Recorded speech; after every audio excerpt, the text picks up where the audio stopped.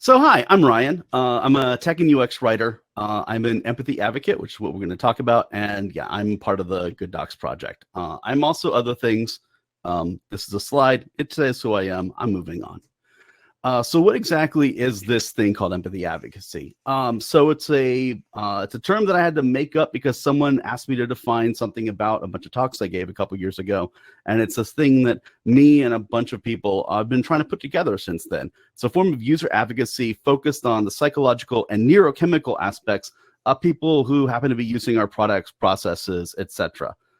It's an extension of accessibility advocacy, particularly cognitive accessibility, where we examine different situations people go through, whether it's momentary, sometimes called acute, and lifelong, sometimes called chronic states of the brain. And I'm just going to kind of go in real quick as what these are by using slides from talks I've given before. So it's a framework that's TLDR's neurobiology for writers, developers, project managers, etc. I am not a neurobiologist. I have just benefited from knowing a bunch of people who know these things better than me and distill them in ways that helps people who have a similar non-academic background but definite interest in this. So this is a slide that I have used many times. It's a framework that discusses emotions without shaming people for having them. This is a common slide or something like this that I've given before, where I mentioned that while we're talking about emotions, there's no shame in them. All emotions are legit. It's about what you do with the emotions. That is actually where we get into issues. It's a place where key cognitive difficulties can be constructively analyzed. This is from one of my talks that is about 5 states that a particular person's going through during a story about them being stressed out about not being able to log in.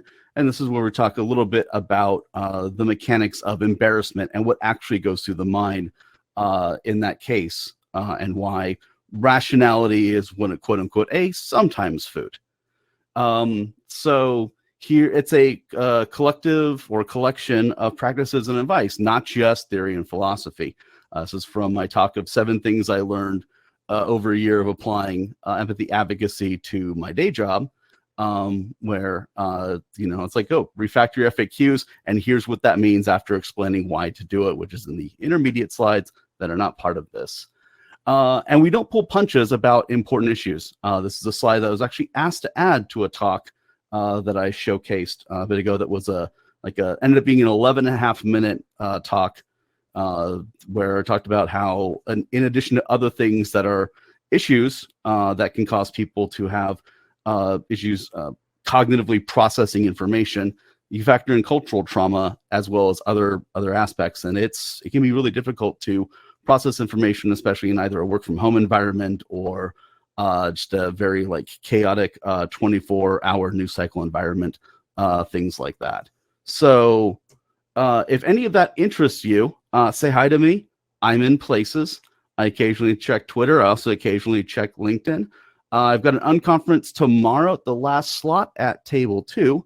My website, empathyadvocacy.org, barely exists, has some videos to it, and I plan on expanding that over the second half of this year, now that I've got some other projects out of the way. You can also check out the Good Docs project, where I do some of this work. But the reason I put this deck together is because I want to see if people are interested in sort of being a part of this, talking with me more about it. Basically, I want to add voices, writers, developers, researchers, things like that.